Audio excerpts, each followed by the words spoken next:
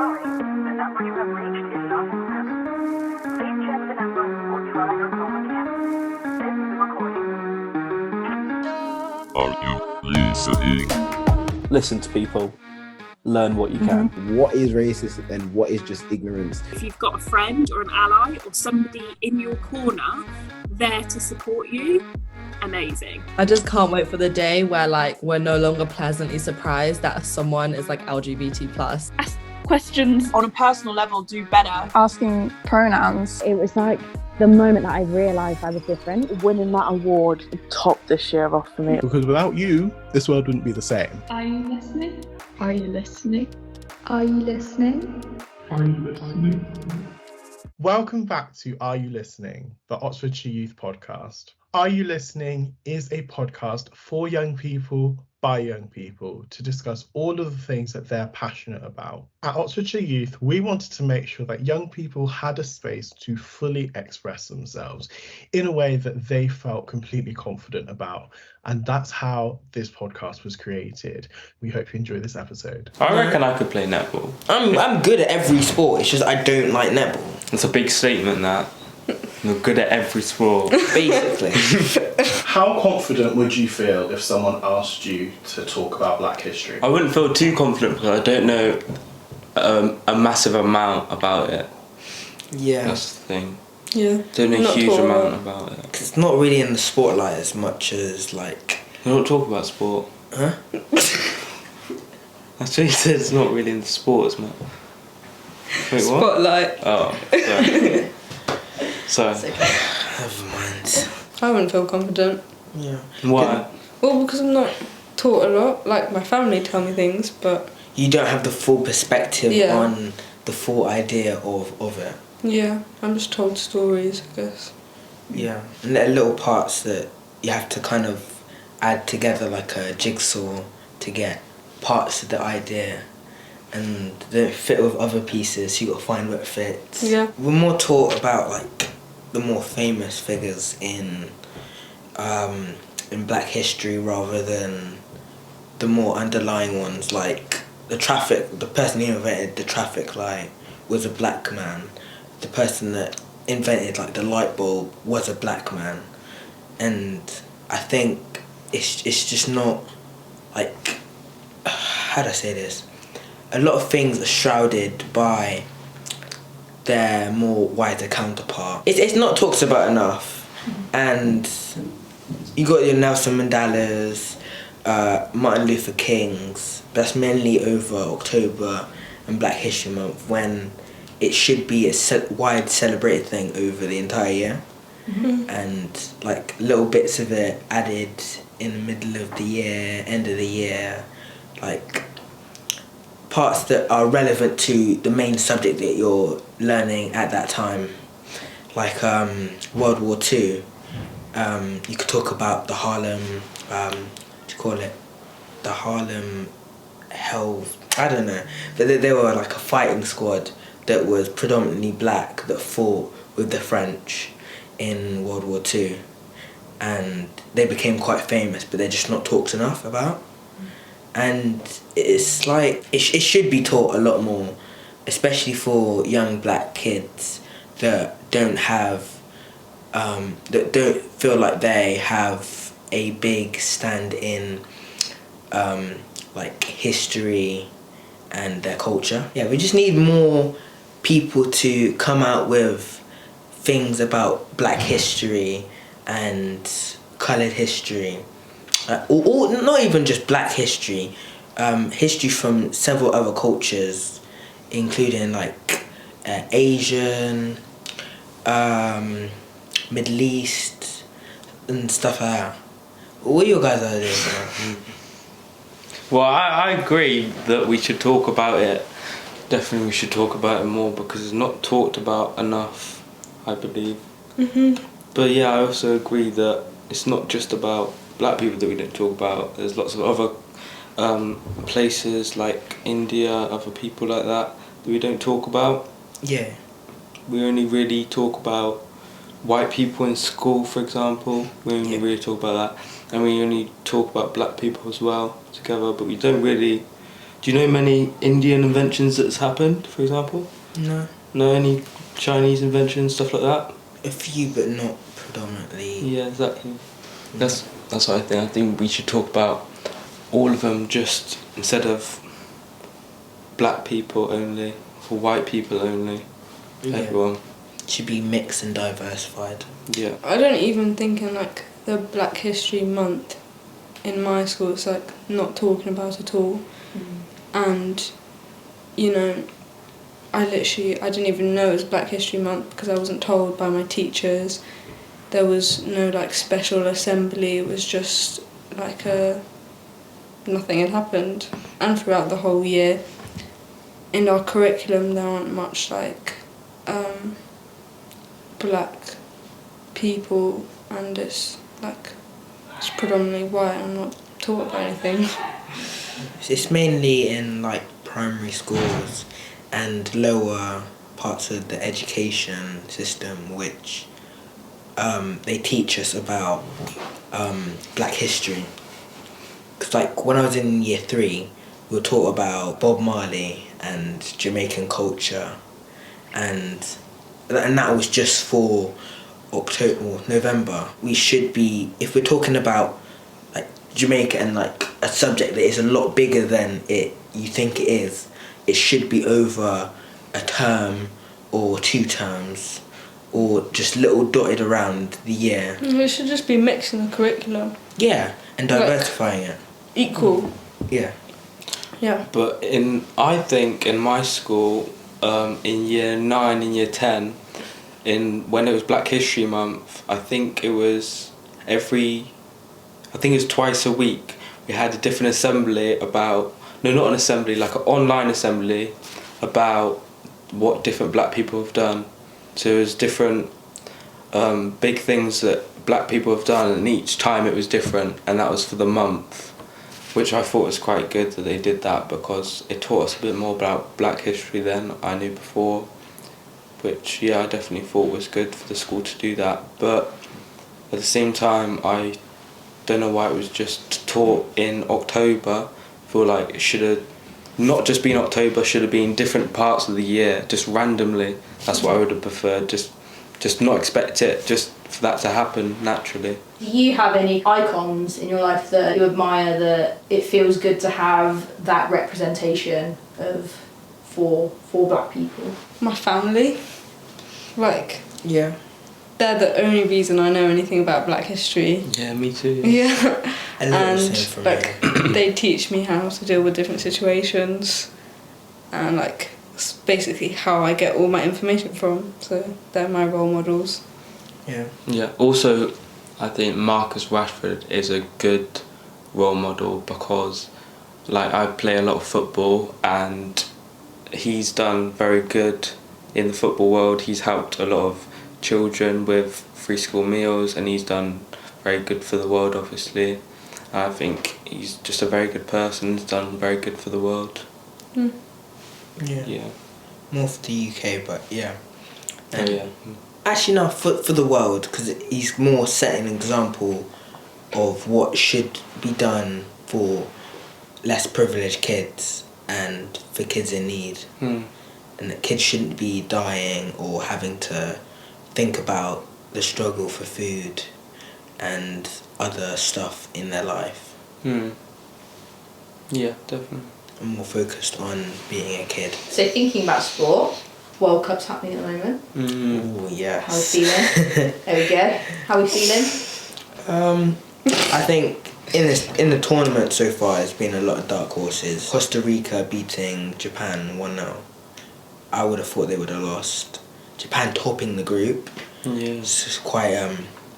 They beat Portugal. They beat Germany and Spain. Japan. That was very surprising. Did not expect that to happen. Saudi Arabia as well. Even though they didn't get out of their group, they still put up an amazing fight, and showed their qualities, even though they are looked upon as a less qualified squad. Even with Ghana, how you should be sports commentators. I didn't know so much.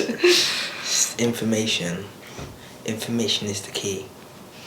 Yeah, Saudi Arabia beat Argentina. I did not at all expect that to happen because Argentina personally are my favourites to win, so I was not expecting them. Yeah. Yeah, what were you going to say? Because of Messi, huh? Yeah, because of Messi. I like Messi. Yeah.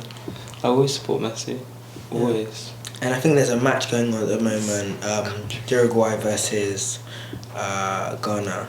And I would have thought Ghana would have gotten their revenge for, I think it's 2010, where Uruguay knocked them out in the in the quarterfinals, and Ghana would have been the first squad in the world, well, first African squad in the world to make it to a World Cup semi-final.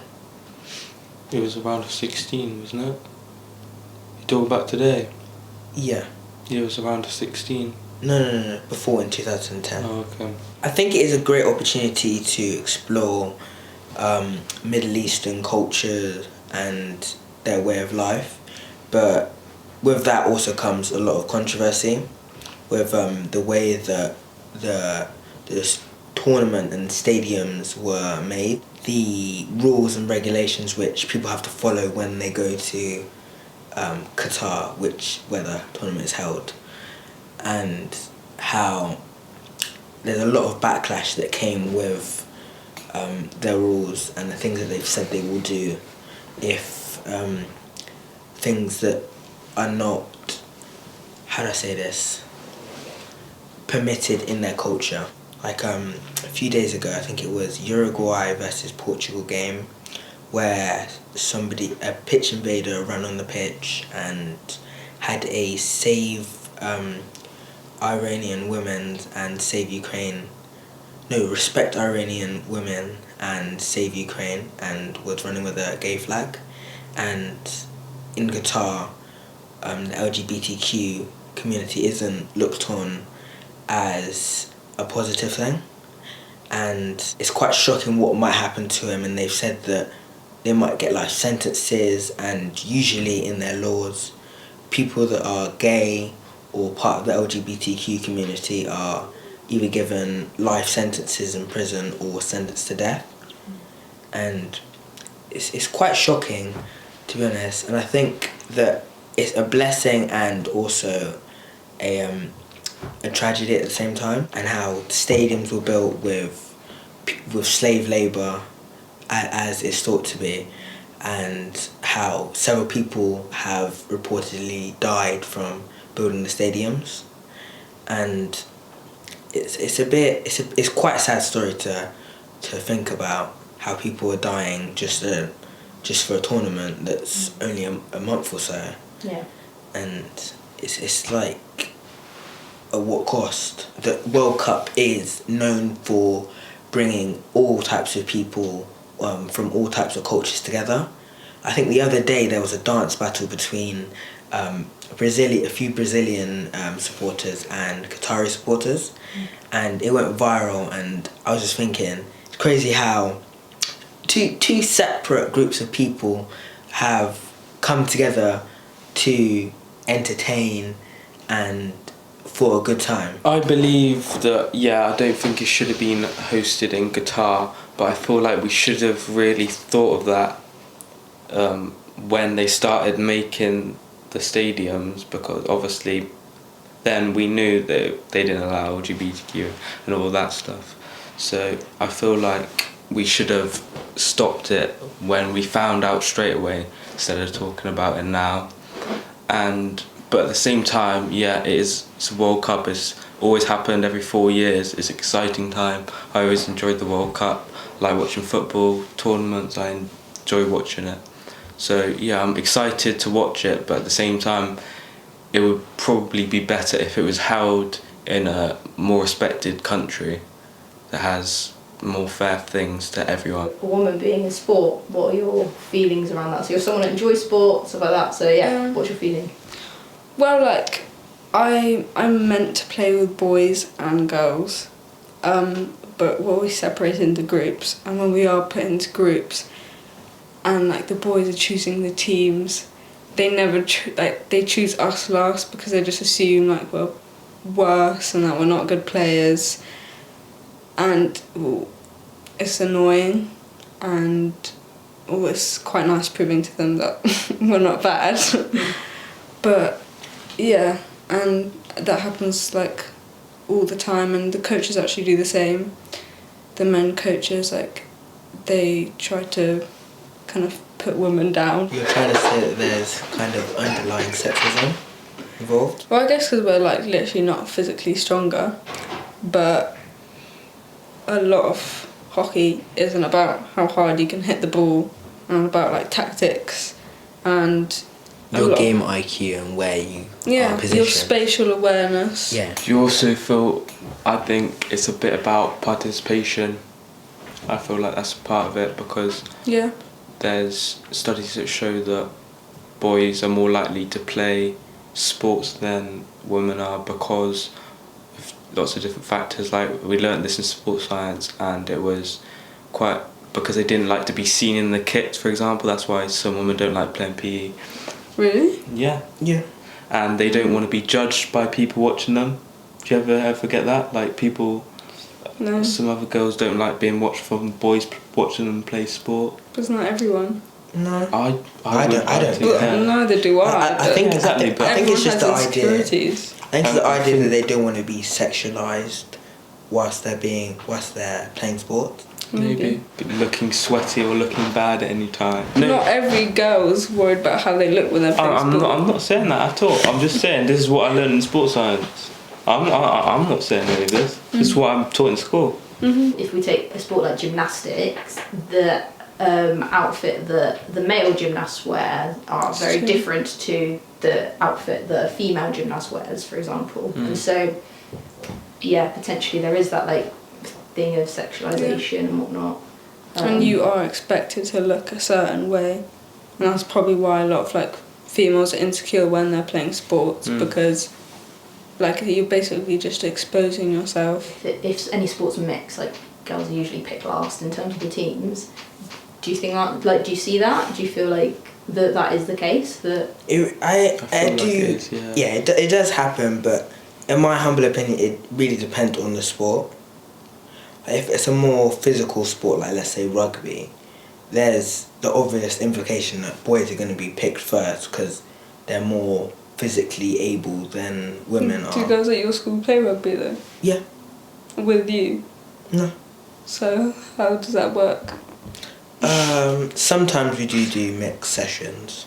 What's a sport that might be mixed? If any. I'd say football. Yeah, football. So do you feel like women in that situation would be picked last? Most likely, yes. Yeah. Is there any reason you think that? Or... Well, like Sarah said before, I feel like part of it is because men are physically stronger than women, but there's not really much of a reason, because women can still be as skillful as men. But yeah, I don't really know why, to be honest. Even in male sports, like if you look at Messi, he is less physically abled, but his skill and IQ is what gives him an edge over players that do have more physical attributes. Yeah. That's why he's the best in the world. Second best. No. Is there any maybe hopes that you've got for sport, either professional or local, like within school, outside of school, within clubs, or like on a wider stage? Is there any hopes that you've got? Well, I guess I hope that, you know, as time goes on, that kind of women are more in the same equal place and not put down just because how strong they are, how fast they can run. So yeah, I hope that happens eventually.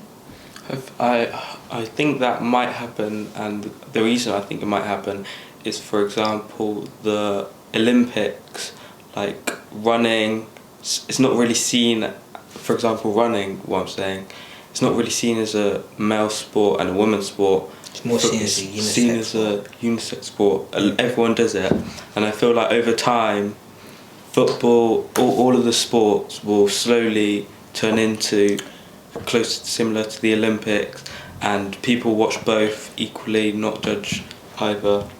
I do slightly disagree on that, because with some parts of like running with the men and women's race where they like relay races, and where you see where a woman and a man are matched up to run against each other, you can see when they're running the difference in their physiques and how their body has kind of been molded to that sport. Yeah, I'm not saying they later on they're going to be as good as men are because they're more physically strong. Like, I'm not saying women are going to be as good as men at football because they're faster and they're more physically strong as men. I'm just saying they're going to be seen as, you're going to watch both of them, they're going to be seen as equal, they're going to be seen as, going to watch both of them. Do you know what I mean? I think that that's always going to happen, either way, because it's not really about, it's just what gender is more dominant in that sport. What is the viewership behind each gender? Everybody that's watching the World Cup now, because they really love football, do you think all those people watch the women? I think it's because in some instances women's football is less interesting than men's. And you can say the same thing about the other way around. Some matches from the women's division is more entertaining than the men's, but it's more predominantly that the men's is more interesting than the women's, so that's why they get more viewership. And on with like viewership and like how people talk about the pay gap in sports, the main reason for that isn't because because of sexism. It's because of the amount of revenue they make in that sport. Like, let's talk about the WNBA and the NBA.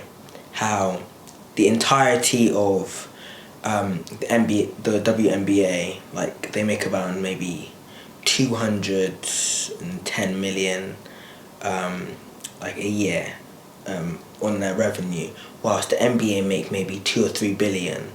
It's because of the viewership towards, because the NBA is seen as more enjoyable and has had that time to grow and flourish, and it's been around for maybe nearly 100 years, whilst the WNBA I think was only created maybe a few years ago, wasn't it? And it just hasn't had that time to develop and for new and better players to be introduced into their league and their kind of their standings. I also think that another reason why people are going to watch women's sport more is because recently, in the last couple of years, I've seen on adverts more women being on adverts as well as men. But before, I only ever saw men. I never saw a woman on an advert, really. And that just means that they're starting to get paid, and that means that if people see that, they might be more interested in women's sport as well. And before, like the NBA, I don't know, I'm not in America, but I'm sure they don't really have many adverts on women's NBA, mainly just the main NBA, because of the popularity. Yeah, the popularity of the sport. But maybe if they started sponsoring both equally amounts, then more people will watch the WNBA as well as the NBA. It's really interesting what you said about kind of no, because they're different, and I think the thing is they can be different, and that's okay. And the revenue they bring in. Yeah, but they can be different sports. So, you know, biologically, men and women are different. They have different strengths. Whatnot. And men are biologically more athletic than women, I think, in some aspects. Yeah. And so they can be different sports, and that's okay, but do they even need to be compared? But it's just right that maybe everybody has equal opportunity, that money's put into both of them, because if you don't put money into women's sport, then how can anybody, how can it grow? How can people... Actually, more money is put into women's sports than how much they actually make. Like how much they make from the revenue. And to me, it's like I understand, but I don't understand at the same time. Maybe it's how long it's been putting in. Yeah, like I said. Yeah, so for example, obviously with predominantly men's sport, there's been more resource put into it over a longer period of time, whereas we've only just really started looking at women's sport. And so, in 20 years' time, women's football might be at the level of like, there might be like a Premier League, and it has maybe not the same audience, but it has just as big an audience because it's had a long time of having money and resource put into it. Rather than just trying to pump money and just loads of money into it and letting it develop into like an amazing sport and entertainment category that it could be. And I can see the potential is definitely there, because there's a lot of young female footballers that I can see coming out of the academies and schools and stuff, which could boost that into the sport that it can be. World Cup prediction, who's going to win? Go to Sarah first. Well, I hope Argentina wins, 'cause my country. Typical. But we know, Joshua, we know. I know Argentina are going to win as well. They won't. Yeah, they will. Will they? It's coming home. Yeah. Oh, it's coming great. home. I want it to come home, but I don't think it's coming home personally. I think we drew to USA. Yeah, I guess. Soccer. Jesus, don't start it. Exactly. That's who we drew to. Yeah, but have they qualified? Qualified for what? The World Cup, like round 16. Round 16. No. So we drew to a team that hasn't qualified. What does that say about us? They have, but like I think 3 or 4 points behind us. We drew to them. Not very good. That's what I think Argentina are going to win. But they lost to Saudi Arabia, so you could say the same thing.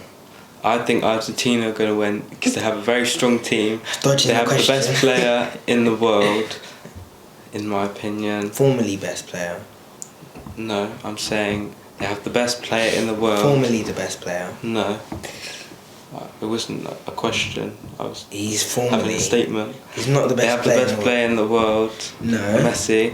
No. That has played very well in the World Cup so far, and I think and I hope that he will win the World Cup. I agree. I feel like that's what he deserves. One thing I really want to see is Portugal versus Argentina in the finals. Be very entertaining. That will be an entertaining game. I think that will be the most watched match in history. Have they never played against each other? They have, but not on this kind of stage. Yeah, not on the World Cup final. That's huge. Ridiculous. The entire world. Yeah. Yeah.